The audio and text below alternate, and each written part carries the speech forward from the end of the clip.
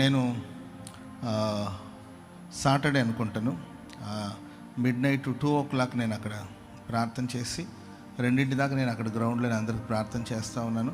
ముగించుకొని మధ్యరాత్రి వస్తున్నప్పుడు ఆ 2 కూడా మన పిల్లలు రోడ్ల మీద నిలబడి ట్రాఫిక్ని కంట్రోల్ చేస్తూ ఉంటే నిజంగా నాకు సంతోషం అనిపించింది.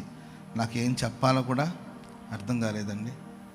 నిజంగా మేబీ ఇక్కడ కొందరు ఉండొచ్చు, లైవ్లో కొంతమంది యవన బిడ్డలు ఈ కార్యక్రమాన్ని చూస్తుండొచ్చు. మీ అందరికీ గుండె లోతులో నుండి ఎంతో కృతజ్ఞతలు చెప్తున్నాను. దేవుడు మీ అందరిని ఆశీర్వదించి దీవించుగాక. హల్లెలూయా. బాధ్యతను తీసుకోకపోతే వేదిక మీద ఉండి మేమేం చేయగలుగుతాం చెప్పండి? పాటలు పాడవచ్చు, వాక్యం చెప్పచ్చు, ప్రార్థన చేయొచ్చు. కానీ మరి వేదిక కింద ఎందరో ప్రయాసపడుతున్నారు. ఎంతోమంది కష్టపడితే కానీ గుడాల పండుగ మరి అంత సక్సెస్ఫుల్గా సాగిపోదు. మరి ఎంతో ప్రయాసపడ్డారు యవన బిడ్డలందరూ, నడుము కట్టుకుని చాలా చాలా కష్టాలు పడ్డారు. 2 o'clock దాకా రోడ్ల మీద నిలబడి, వాళ్ళు సాయంత్రం ఎప్పటి నుండి నిలబడ్డారో తెలియదు, రాత్రి 2 దాకా అట్లా ఉండి పరిచర్య చేస్తూ వచ్చారు.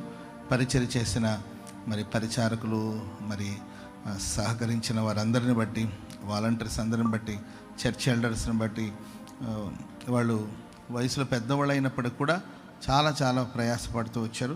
వారందరూ కూడా హృదయపూర్వకమైన వందనాలు తెలియజేస్తున్నాను.